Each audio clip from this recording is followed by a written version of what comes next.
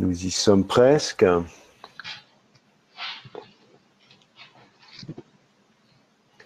Vous nous entendez, vous ne nous voyez pas. Merci Jérémy, je pense que ça ne devrait pas tarder. Voilà, en principe, nous sommes en ligne à présent et en direct donc, sur Hopin. Bonjour et bienvenue à toutes et à tous pour cette nouvelle itération.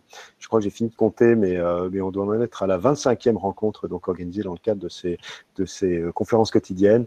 30 minutes pour demain, que nous avons dont nous avons pris l'initiative chez Léonard pour, en quelque sorte, assurer un peu la continuité de service des conférences que nous organisons habituellement très régulièrement, plusieurs fois par semaine, donc dans notre espace du 12e arrondissement.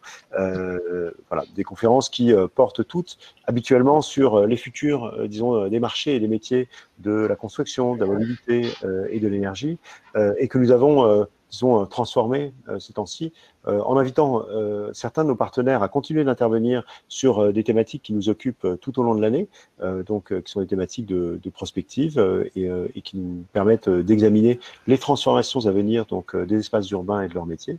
Mais bien évidemment, nous faisons de fréquents détours au cours de ces conférences quotidiennes par la gestion et l'évocation de la crise et de l'après-crise. Cette fois-ci, c'est l'un de nos partenaires donc, de la Fondation Vinci qui invite et qui va nous inviter à examiner comment les entreprises, en particulier, peuvent aider les jeunes en situation de précarité dans leur scolarité à surmonter ce temps précisément du confinement qui pour eux est particulièrement impactant des conditions dans lesquelles ils peuvent étudier, réviser, continuer de travailler. Donc, comme nous l'avons déjà évoqué la semaine dernière avec la Fondation Vinci, qui est gestionnaire du dispositif Vinci Solidarity dont on a parlé en détail, les entreprises peuvent faire œuvre utile en prenant part à des actions de solidarité. Cette fois-ci, donc, ce qu'on voudrait examiner, ce sont d'abord le dispositif Give Me Five, par lequel Vinci s'est engagé depuis l'an dernier à accueillir 5000 jeunes en stage de troisième issus de quartiers d'éducation prioritaire sur les 15 000 devant être pourvus par le secteur privé chaque année. Nous allons donc faire quelques détours et surtout examiner comment ce dispositif s'est adapté pour répondre précisément aux besoins de ces jeunes en temps de crise. Pour en parler avec nous aujourd'hui, Mathieu Alési, qui est responsable innovation et entrepreneuriat social à Fondation Vinci pour la Cité, Geoffrey Goulet, qui est chef de projet RH chez Vinci en charge de Give Me Five, et Asha Guran, enfin, qui est chargé de partenariat de l'association Job IRL, qui intervient avec la Fondation Vinci auprès des collégiens en appui à l'orientation. Nous allons procéder comme d'habitude. C'est-à-dire que je vais donner à nos intervenants, que je remercie d'être avec nous aujourd'hui. On a perdu Acha, mais je ne doute pas qu'elle va nous revenir très vite. Donc, je vais leur proposer d'intervenir pendant une bonne demi-heure. Je vous invite tous et toutes autant que vous êtes à assister à cet événement, à poser vos questions sur le chat, dans la partie droite de votre écran, des questions que je me chargerai de retransmettre et d'interpréter, disons, pour nos intervenants. Voilà. Mathieu, c'est à toi. Merci à tous les deux pour l'instant, d'être avec nous aujourd'hui. Et à très bientôt. Mathieu, tu nous entends? Alors, si Mathieu n'est pas là, Geoffrey, il va falloir peut-être te dévoiler. Ah, voilà, on t'écoute. Mathieu? À toi.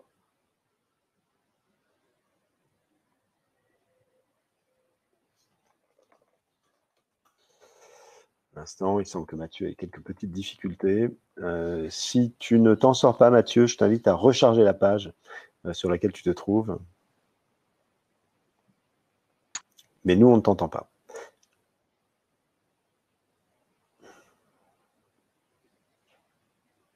Voilà, Mathieu va nous rejoindre dans un instant. Patience. Et Geoffrey, de toute façon, se tient prêt pour nous présenter le dispositif Give Me Five au besoin. Nous allons encore quelques 30 secondes. Ouais, prêt au cas où. On va laisser 30 secondes à Mathieu. Voilà, Mathieu est de retour. À toi, Mathieu. Est-ce que c'est bon, c'est parfait. On t'entend très bien et je te laisse lancer ta présentation. Je suis effectivement dans un tout petit village qui s'appelle Paris et donc qui a une connexion un peu aléatoire.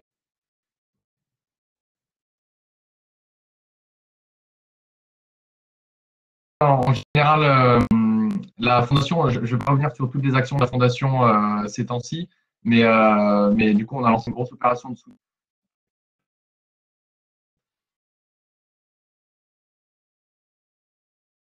Les trois sujets principaux, et certains de nos collègues en ont déjà parlé la semaine dernière.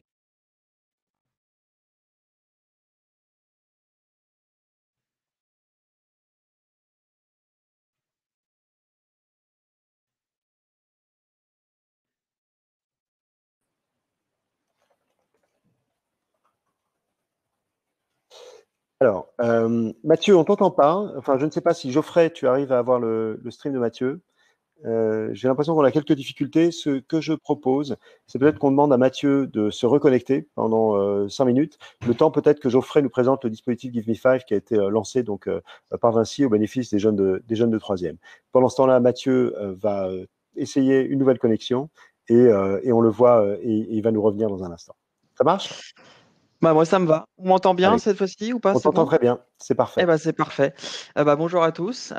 Du coup, moi, je vais vous parler en effet du dispositif Give Me Five, de ce qu'on fait habituellement et un petit peu comment c'est adapté durant ce confinement.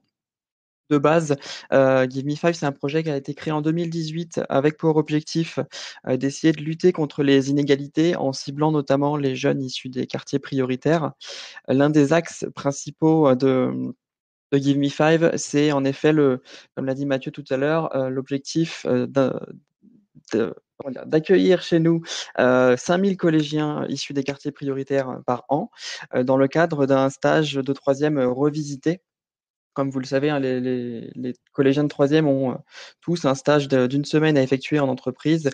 Et c'est vrai que pour les jeunes issus des quartiers prioritaires, c'est un sujet qui est très important parce qu'ils ont souvent du mal à trouver un stage qui soit entre guillemets qualitatif de par leur manque bien souvent de réseau et par des soucis de mobilité.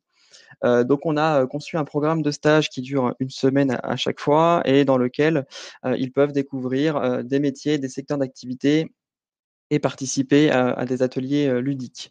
L'objectif de ces stages Give Me Five qui sont sous un format un peu événementiel, puisqu'en fait, chaque session de Give Me Five dure donc 5 jours et une semaine, c'est l'accueil de entre 200 et 250 collégiens à chaque fois. Pour faire très simple, on fait 5 groupes de 50 collégiens et on les accueille sur 5 sites différents de l'entreprise et donc il y a un roulement sur la semaine qui s'effectue. L'objectif, c'est de leur faire découvrir les grands secteurs d'activité du groupe Vinci, donc par exemple l'immobilier, l'énergie, la construction, etc. Et donc, déjà, dans un premier temps, de pouvoir leur ouvrir un petit peu les yeux sur ce type de secteur d'activité qu'ils ne connaissent pas forcément.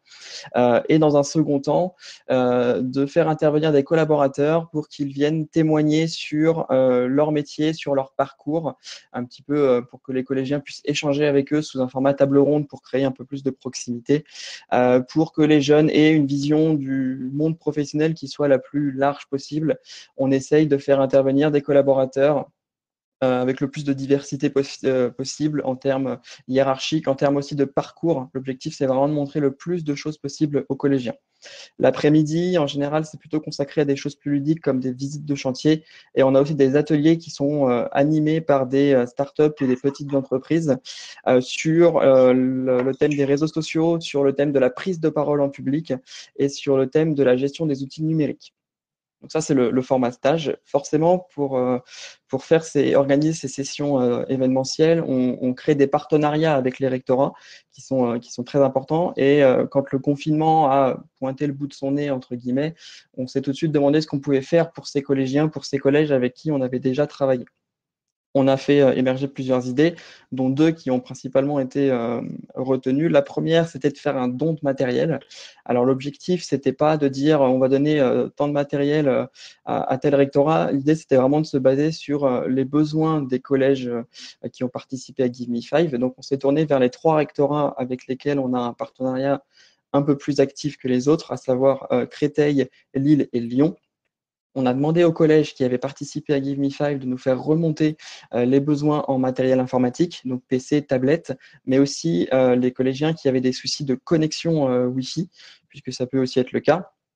Et donc, nous ont été remontés un certain nombre de besoins sur ces 3 rectorats et on a effectué des livraisons de 800 PC et tablettes et de 300 clés 4G sur ces 3 rectorats en essayant de dispatcher un petit peu en fonction des collèges. Donc les besoins étaient très importants de la part des collèges et ils étaient tous évidemment ravis que l'on puisse réagir et leur envoyer du matériel qui a été envoyé directement au collège et ensuite ce sont les chefs d'établissement qui se sont occupés de faire le dispatch auprès de leurs différentes familles. Le deuxième point, et là-dessus, je vais laisser Acha intervenir plus longuement dessus, c'était de se dire comment on peut aider ces jeunes à distance, parce que forcément, il y a des problèmes qui se posent et un professeur ne peut peut-être peut-être des difficultés avec autant d'élèves à avoir un suivi un peu personnalisé. Et on s'est demandé comment on pouvait aider ces jeunes autrement, et on a décidé de se tourner vers des associations, de faire des partenariats, notamment avec Job IRL. Et donc là, je vais laisser la parole à Acha qui va nous en parler de ce partenariat et comment un petit peu ça se déroule.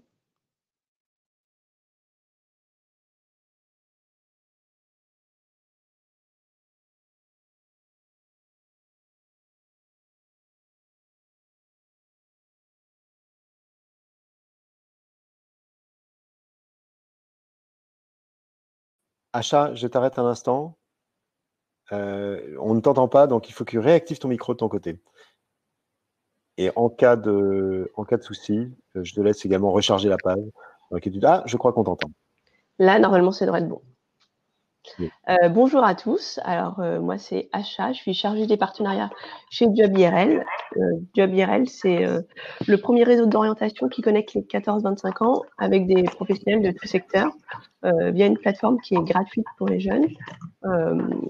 L'association a été créée en 2013 dans un premier temps pour ouvrir plus largement un réseau de pros à des jeunes qui n'en ont pas ou à des jeunes qui souhaitent se connecter à des professionnels pour avoir une orientation plus choisie et plus éclairée. Effectivement, quand on sait que 79% des jeunes ne peuvent pas compter sur leurs parents pour, par exemple, trouver un stage, ou bien que 25% des 15-30 ans sont un peu déçus par leur orientation, l'idée de pouvoir échanger avec des professionnels pour avoir ensuite une orientation plus éclairée était la première motivation de la fondatrice Christelle Mélégina, se dire chacun peut avoir un réseau à sa portée en ligne. Donc la plateforme aujourd'hui compte 70 000 membres actifs avec des jeunes du collège jusqu'à la fin des études supérieures où ils peuvent retrouver des pros de tout secteur. Alors, je vais essayer de vous partager rapidement à quoi ressemble la plateforme parce que une image vaut mieux que 1000 mots. Alors, je vais partager celle-là. Et donc, est-ce que c'est bon? Donc, quand on arrive sur Job IRL,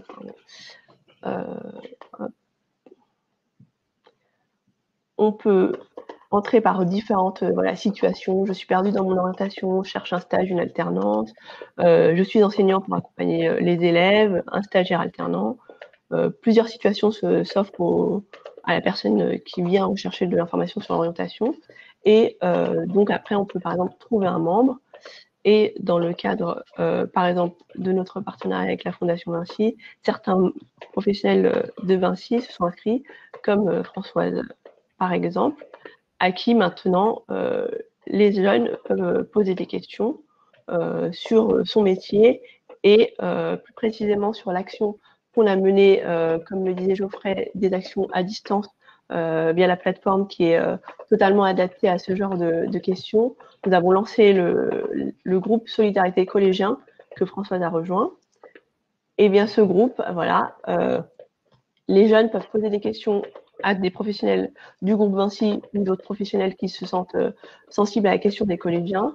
Donc, par exemple, vous êtes en 4e et la personne veut contacter un pro. Hop, il se retrouve avec la liste de tous les pros disponibles pour échanger avec lui sur des sujets d'orientation, ou de rapport de stage pour les 3e, ou toute autre question.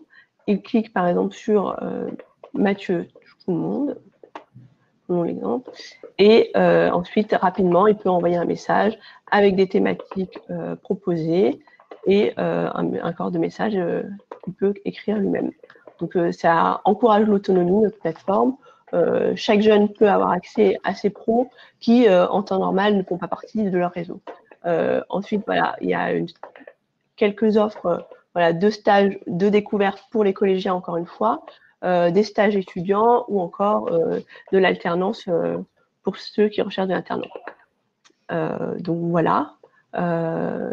Nous, on reste mobilisés pendant cette crise à travers des partenaires comme la Fondation Vinci qui nous accompagnent avec ces professionnels pour soutenir ces collégiens qui sont voilà, un peu désœuvrés en ce moment et qui ont un soutien ponctuel pour voilà, les aider, voilà, comme j'ai dit, par rapport au rapport de stage ou à leurs questions d'aide aux devoirs ou des choses comme ça.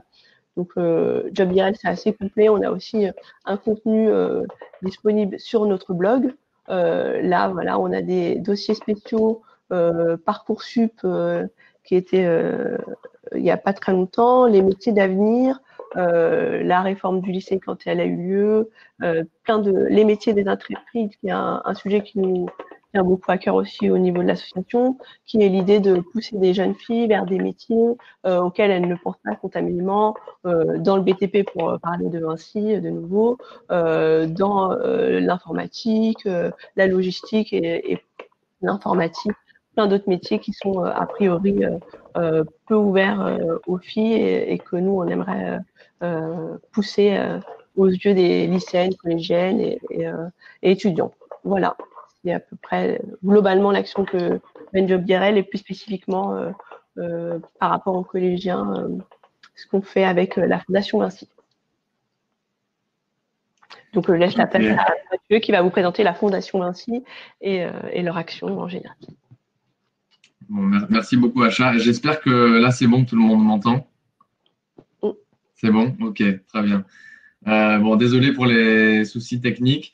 Du coup, je ne vais pas représenter la Fondation Vinci dans son ensemble, mais simplement pour vous dire ce que je voulais dire au tout début. Mais bon, ce qu'ont à dire Geoffrey et Acha, de toute manière, est beaucoup plus intéressant que ce que je raconte. Donc, c'est très bien que ce soit eux qui aient commencé. Simplement, juste pour contextualiser en fait l'action de la Fondation dans ce moment-là. En fait, la Fondation a choisi de travailler sur 3 thèmes qui sont le sanitaire et social, donc les gens à la rue, les gens en situation d'exclusion, l'hospitalier et le scolaire. Là, je veux dire sur l'opération pendant la crise. Et donc, sur le scolaire, les sujets ont déjà été pas mal abordés par Geoffrey et Acha, mais c'est vrai que notre parti pris à la Fondation, c'était d'abord de s'appuyer sur notre réseau associatif qui est en plus partout en France grâce à l'action de la Fondation depuis des années et grâce aussi à tous les collègues Vinci qui connaissent dans tel quartier ou dans telle ville l'association locale et donc qui permettent aussi de faire remonter les idées sur les associations qui ont de l'impact au niveau local, mais aussi des associations nationales.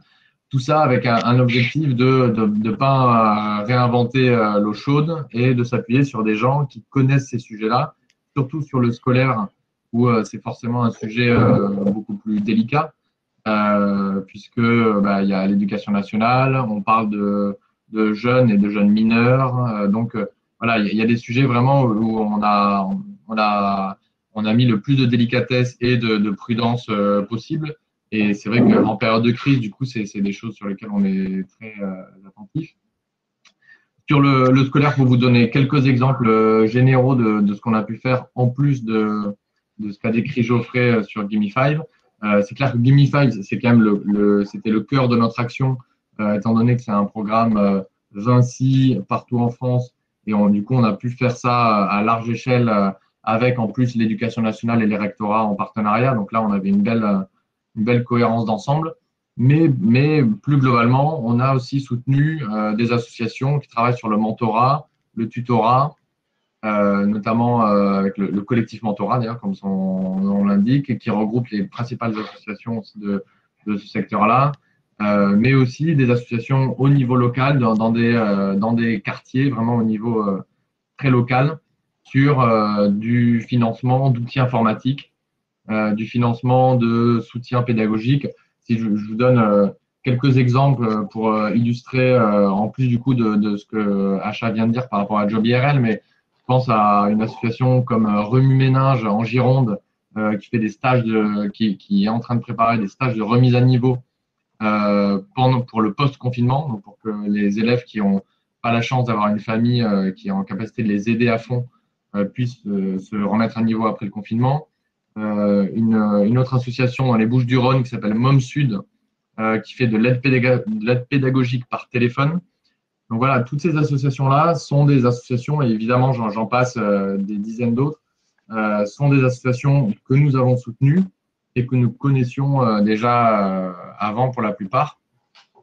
Et donc voilà, en fait, on avait toujours cette volonté d'avoir un impact local et notamment inspiré par les collègues Vinci dans toutes ces régions-là, et un impact aussi grâce aux acteurs du secteur. Et ça, c'était indispensable. Donc voilà, en gros, sur le matériel informatique, Geoffrey en a parlé parce que c'était un des gros besoins aussi remontés par les acteurs de terrain. Au total, on a ou donné ou financé 2500 outils informatiques à ce jour, dont une partie, Geoffrey en a parlé, était destinée aux collèges partenaires de Gamify. Mais en fait, plus globalement, on est aussi intervenu dans plein d'autres secteurs, pas uniquement pour des collèges, mais aussi pour des lycées, mais aussi pour des jeunes qui sont dans des scolarisations parallèles ou des jeunes en centre d'hébergement d'urgence. Enfin, voilà, les situations étaient très diverses, mais on avait toujours comme objectif de maintenir ce lien avec l'éducation nationale. Et nous, en fait, on ne remplace pas du tout l'enseignant, juste on aide, ou financièrement ou avec un don matériel, à garder ce lien. Donc voilà pour parler de la photo générale de l'action de la Fondation sur le sujet scolaire et particulièrement, comme l'ont dit Geoffrey et Acha, sur Gamify et sur les actions vraiment plus spécifiques de la poursuite de Gamify, donc de ce programme de stage de troisième. Je crois qu'on a fait le tour de ce qu'on voulait dire, en tout cas pour l'instant, si je ne me trompe pas, mais Geoffrey et Acha, n'hésitez pas à compléter si besoin. Merci beaucoup Mathieu, Acha, Geoffrey. N'hésitez pas bien évidemment donc, à compléter entre vous. Pour ma part, j'invite donc l'ensemble de l'audience à poser d'éventuelles questions qui pourraient nous permettre donc d'obtenir un peu plus de détails encore sur vos différentes initiatives.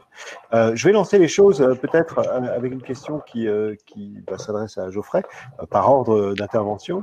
La question c'est au fond comment de l'intérieur se prend la décision de convertir un dispositif qui est un dispositif important comme Gamify, donc je le rappelle, 5000 stagiaires de troisième donc accueillis dans les entreprises de Vinci chaque année. Comment se prend cette décision de convertir ce dispositif pour l'élargir au soutien aux jeunes en temps de crise? Quelle sorte de résilience et d'agilité faut-il pour pouvoir justement requalifier un dispositif comme celui-là et se lancer? Quels sont les facteurs de succès? Alors, forcément, nous, quand on a créé Give Me Five, l'objectif, c'était, pour la partie stage collégien, c'était pas de faire du one-shot, c'était vraiment de créer un partenariat avec les rectorats, éventuellement avec les collèges, pour pérenniser ce projet. La preuve, on était dans la 2e année, on va rentrer dans la 3e année l'année prochaine, donc il y a vraiment un partenariat qui s'est créé. Donc forcément, quand le confinement est arrivé, on s'est dit, voilà, on fait un partenariat toute l'année. Est-ce qu'on ne peut pas pousser les choses un petit peu plus loin durant ce confinement pour aider ces jeunes qui ont des soucis de matériel informatique notamment et voir comment on pouvait faire. Après, l'agilité, elle se fait assez rapidement. Les rectorats ont été extrêmement réactifs lorsqu'on a soumis cette idée. On a très vite échangé avec Mathieu, avec la Fondation, pour voir un petit peu ce qu'on pouvait mettre en place. Les collèges ont été d'une réactivité vraiment très forte sur le sujet. On pensait que ça prendrait plus de temps, mais au final, si on prend tout bout à bout, je pense qu'en 10 jours, les PC étaient arrivés entre le moment où on a proposé le programme au rectorat et le moment où les PC sont arrivés, il s'est peut-être passé peut-être 10 jours. Donc, ça a été la réactivité un petit peu de tout le monde et ça renforce en plus le partenariat qu'on avait déjà créé avec ces collèges. Et dans tous les cas, l'accompagnement de ces jeunes était un sujet qui était déjà un petit peu en tête dans l'un des piliers de ce programme Give Me Five. C'est un sujet qu'on avait un petit peu en tête, mais qu'on ne savait pas encore comment traiter. Le confinement a fait avancer un petit peu les choses, notamment pour la partie de la fondation et des partenariats avec les différentes associations. Si Mathieu, tu veux peut-être rajouter quelque chose? Alors, tu l'as bien décrit, non, juste pour ajouter, ce qui est super intéressant, c'est que cette crise, en fait, nous a encore plus forcé à travailler ensemble entre les ressources humaines et la fondation, avec nos expertises, nos connaissances spécifiques. Et c'est vrai qu'entre ce que le groupe, et notamment les RH, ont bâti autour de Give Me Five et notre connaissance du milieu associatif, et notamment du milieu associatif dans le mentorat et le tutorat, c'est vrai que je pense que là, déjà, on a pu avoir ensemble une première réaction et adaptation super intéressante et utile. Et à mon avis, c'est de bon augure aussi pour la suite, pour la suite des actions du groupe en général auprès des jeunes en difficulté. Alors, si je devais, du coup, c'est une question que j'avais prévu de te poser, Mathieu, mais si je comprends bien ton témoignage, Geoffrey, au fond, la crise est un accélérateur de coopération, en l'occurrence. Dans certains cas. Oui, c'est ça. C'est ça. De là à dire que c'est une opportunité, ce serait peut-être.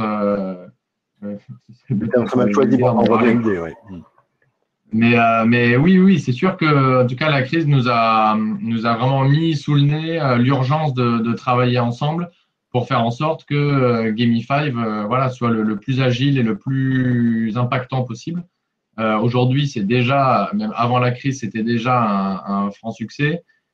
Et là, du coup, pour l'approfondir, c'est vrai que c'est un très bon début ce qu'on fait pendant la crise et je pense que ça va nous aider aussi pour la suite. Et on a déjà entamé en parallèle de tout ça des discussions aussi pour l'après et puis pour voir comment on peut ensemble adapter ce programme auprès de tous les collèges partenaires. Donc la crise peut être un accélérateur, c'est aussi un gros défi, et on peut se demander quel impact, je dirais là, sur vos programmes, les programmes que vous aviez conçus hors de ce contexte. J'ai une question en particulier d'Estelle qui demande finalement si l'opération de Give Me Five, donc cet accueil de collégiens, encore une fois 5000 collégiens par an dans les entreprises de Vinci, qui devait avoir lieu entre avril et juin 2020, seront reportés à la prochaine rentrée scolaire. Malheureusement, on a dû en effet annuler ces sessions. On t'entend pas très bien, Geoffrey, si tu peux rapprocher ton micro. Ouais. C'est pas encore tout à fait ça. Est-ce que c'est mieux? Ouais, c'est parfait. Ouais, il faut que je rebranche à chaque fois, c'est bon. Oui, forcément, on a été, comme je le disais, on est sur un format événementiel, donc on est sur chaque semaine sur 250 collégiens qui, même s'ils ne se côtoient pas directement, ont tous des interactions plus ou moins indirectes les uns avec les autres. Donc on a dû annuler 4 sessions qui étaient prévues entre la fin mars et la mi-juin sur les académies de Versailles, Bordeaux, Lyon et Nantes. Donc aujourd'hui, le travail, c'est de maintenir le contact avec le rectorat pour essayer de faire en sorte de reprévoir ces sessions pour l'année prochaine. Les équipes Vinci étaient déjà très engagées sur ces sujets puisqu'il a fallu monter le programme de la semaine, donc trouver les sites, commencer à trouver éventuellement les intervenants. Donc tout simplement, on repousse sur ces 4 sessions qui seront, je l'espère, refaites l'année prochaine, à mon avis, à peu près à la même période que celle qui était prévue cette année. Et donc là, il suffit de remettre la machine un petit peu en marche côté rectorat et côté Vinci pour être sûr que les périodes qui sont sélectionnées sont validées à la fois par les collèges et à la fois par les équipes Vinci. Entendu, merci beaucoup. Peut-être quelques détails, avant de revenir vers achat et la plateforme, quelques détails sur à nouveau ce dispositif Give Me Five. Tirement demande s'il existe un suivi pédagogique avec le professeur référent, disons, au collège, et demande si ce dispositif ne peut pas servir à éviter le décrochement de certains élèves et les orienter pour la suite de leurs études. Alors c'est peut-être beaucoup demandé un dispositif d'urgence, mais est-ce qu'à terme, est-ce que ce n'est pas vers cela que nous allons ? Alors évidemment, le suivi, il n'est pas évident puisqu'on est sur un volume d'élèves qui est extrêmement important. Nous, on a quand même des retours, c'est-à-dire que quand on a un jeune qui, lors de la semaine, découvre un métier qui lui plaît ou a pu échanger avec un collaborateur où il y a eu un petit feeling qui s'est créé, comme ça se fait assez souvent, mine de rien. Nous, forcément, d'ailleurs, on l'encourage pour que le jeune puisse revenir faire un stage tout seul sur le métier qui lui a plu. Ça se fait assez régulièrement, j'ai pas de chiffre en tête. Donc, ça, c'est une des fiertés un petit peu de ce programme, c'est que sur chaque session, on arrive quand même à trouver quelques jeunes qui n'avaient pas forcément d'idée de ce qu'ils voulaient faire avant de venir dans ce stage, qui parfois n'avaient peut-être pas forcément envie de venir faire cette semaine chez nous et qui repartent avec une idée un peu plus précise de leur projet d'orientation. Et si en plus ils peuvent venir faire un stage pour venir encore plus préciser ce projet, c'est encore mieux. Mais évidemment, avec le volume, c'est difficile et c'est peut-être là où la plateforme de lien avec les associations peut venir jouer un rôle sur ce suivi, puisque les jeunes pourraient être invités à se connecter sur cette plateforme et à voir les différentes associations qui y sont présentes et pourquoi pas être suivis derrière par un collaborateur du groupe Vinci sur quelques sujets. Alors, ça répond partiellement à une question d'Edith qui demandait finalement comment vous gériez les relations avec les entreprises Vinci et le recrutement des témoins. Peut-être est-ce que tu peux nous dire, Geoffrey, comment se passe finalement l'accueil d'un jeune dans ce cadre de ce dispositif, j'allais dire, habituel Alors, sur la partie recrutement, entre guillemets, des personnes, des témoins qui viennent parler et l'organisation de tout ça côté Vinci, puis sur l'aide extrêmement utile des clubs pivots, les clubs pivots étant les réunions des équipes RH des différents pôles du groupe Vinci dans les différentes régions. En fait, ils ont des réunions trimestrielles en général pour échanger sur les différents sujets et avoir une réunion qui permet d'évoquer les sujets un peu transverses, puisque là, c'est clairement le cas, puisqu'on parle d'une semaine où on fait intervenir Eurovia, Vinci Énergie, Vinci Construction, etc. Donc, ce sont en général les équipes locales qui prennent le sujet en main et qui proposent à leurs collaborateurs de venir intervenir durant la semaine. Certains collaborateurs viennent intervenir une petite heure, une journée, et certains collaborateurs vont plus loin et interviennent parfois 2, 3, 4 jours durant toute la semaine parce qu'ils ont envie de venir parler à ces jeunes. C'est vraiment, on part du principe qu'il faut être volontaire pour venir faire ça parce que la personne va se retrouver forcément face à 50 jeunes de 14-15 ans. Tout le monde n'est pas forcément à l'aise dans cet exercice, ce n'est pas évident.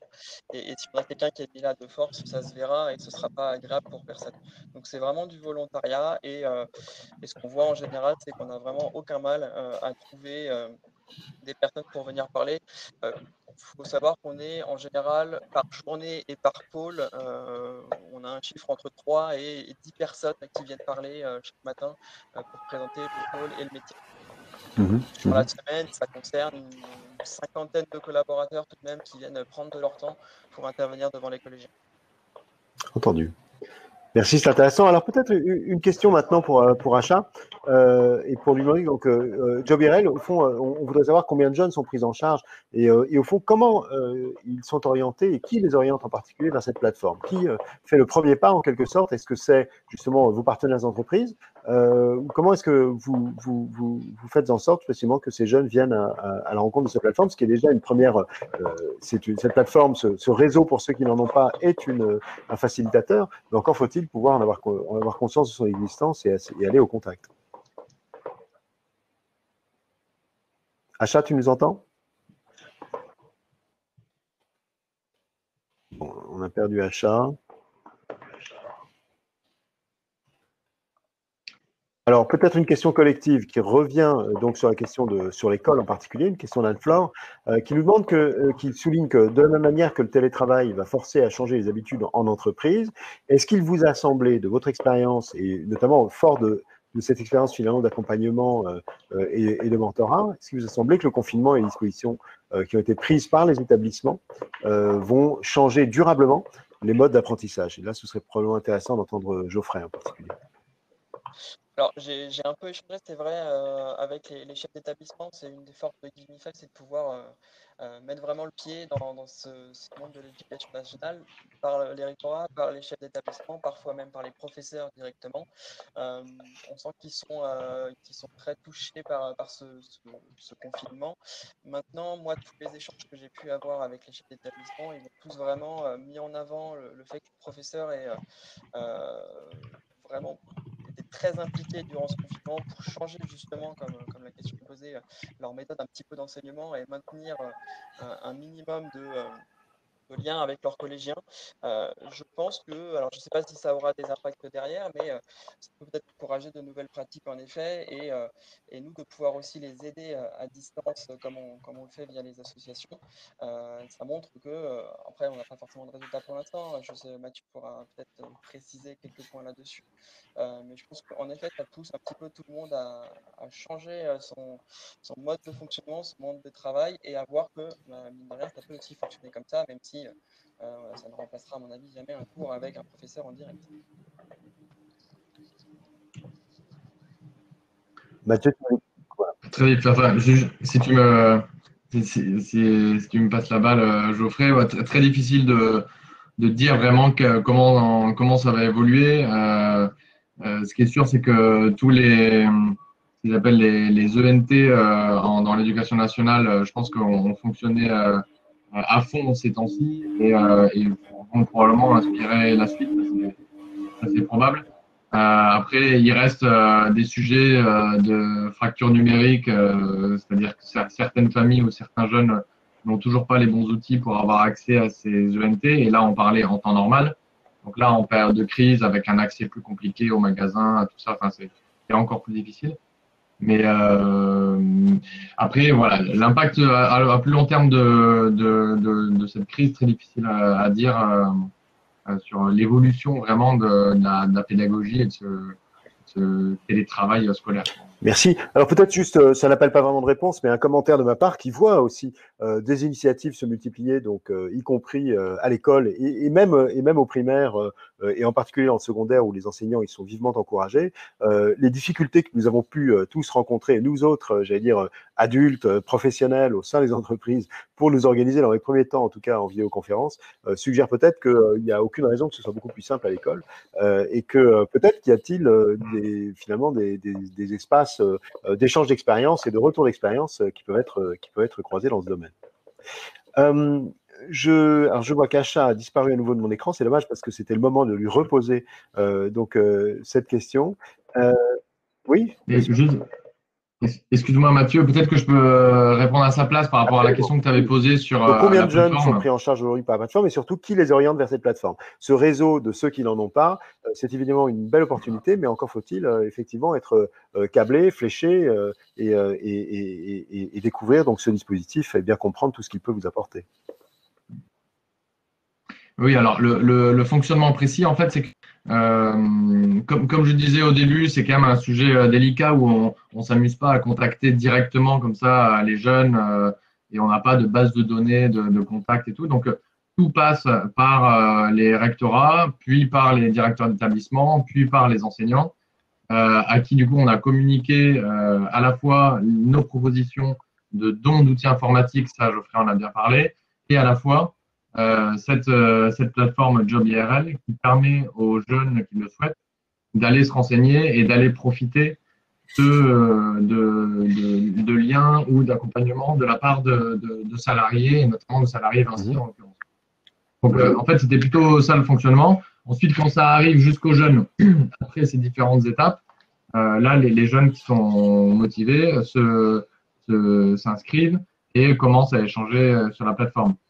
Moi, j'ai pas de chiffres globaux sur Job IRL. En revanche, je sais que aujourd'hui, on est à plus de 20 collaborateurs Vinci qui se sont inscrits sur la plateforme parce qu'il y a forcément du matching des deux côtés. Donc, 20 collaborateurs Vinci qui se sont inscrits sur la plateforme pour donner un coup de main à des jeunes collégiens. Et après, plus globalement, Achat, sur Job IRL, le nombre de jeunes présents, ça tu le sais sûrement mieux que moi. Même bien au-delà du projet Vinci, le nombre de jeunes au global.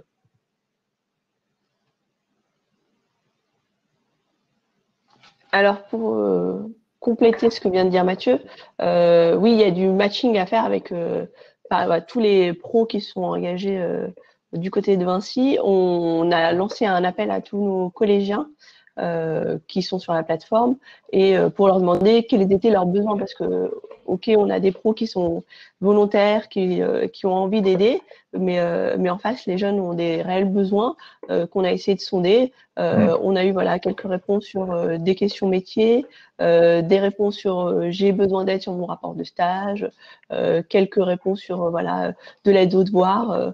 Donc là, on procède au matching entre les pros volontaires sur ce groupe Solidarité collégien et les jeunes et leurs demandes précises.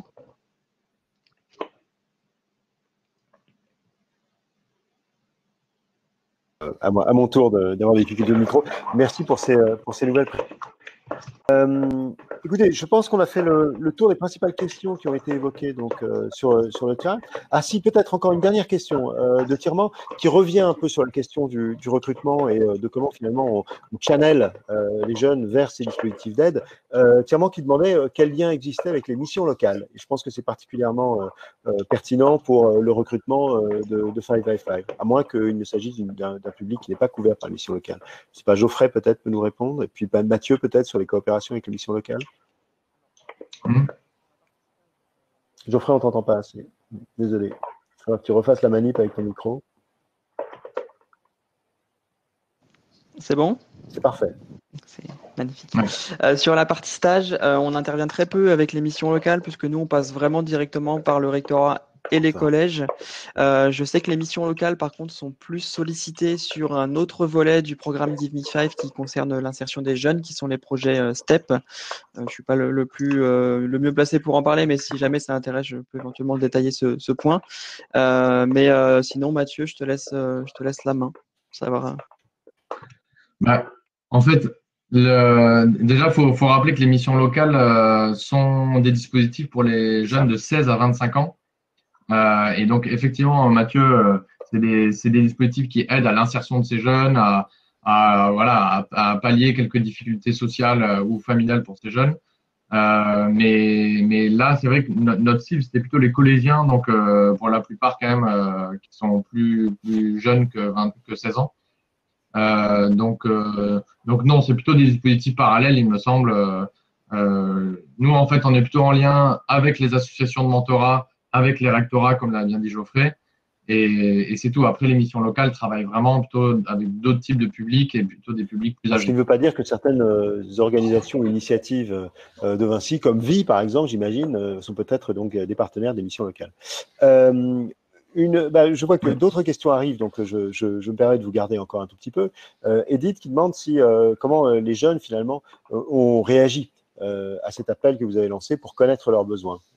Et elle souligne que pour elle, eh bien, c'est une difficulté. Donc, je laisserai Edith préciser, mais elle est directrice du plan stratégique d'habitat en région.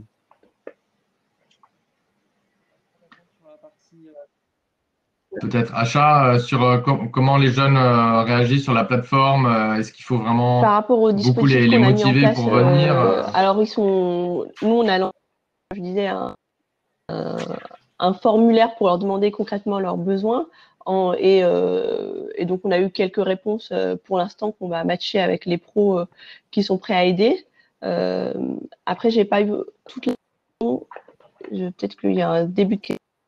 Ce que nous dit Edith, c'était difficile en fait de sa propre expérience. Il était difficile finalement d'engager ces jeunes et de collecter les réponses auprès d'eux. C'est-à-dire que on a un public qui est pas forcément en situation ou désireux, disons, de s'exprimer en retour. Donc, est-ce que vous avez quelques retours d'expérience sur la bonne façon, disons, de solliciter et de mobiliser ce genre de public?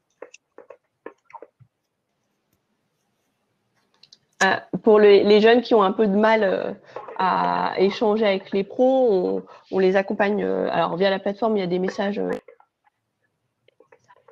pour qu'ils aient les bons codes et qu'ils soient un peu plus à l'aise. Après, nous, les pros, on leur donne comme conseil pour et avoir de l'échange et que les jeunes aient peut-être un peu moins peur de les contacter, de compléter au maximum leur profil, mettre une photo parce que comme sur un autre réseau, avoir une photo, ça donne plus envie d'échanger et aussi d'être bienveillant avec les jeunes qui peuvent faire des fautes d'orthographe malgré qu'on leur répète qu'ils doivent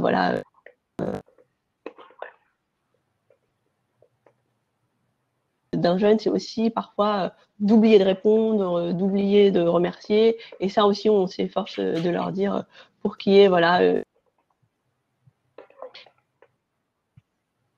qu'ils puissent voilà, remplir leur mission pour laquelle ils sont venus, parce que souvent les pros qui viennent sur Job IRL, ils se disent moi à 17 ans j'aurais rêvé d'avoir une solution comme ça pour m'aider dans mon orientation, je tends la main à un jeune et en retour souvent voilà, les jeunes évidemment remercient dans la grande majorité, mais aussi parfois voilà, on a des messages qui sont pas voilà, avec format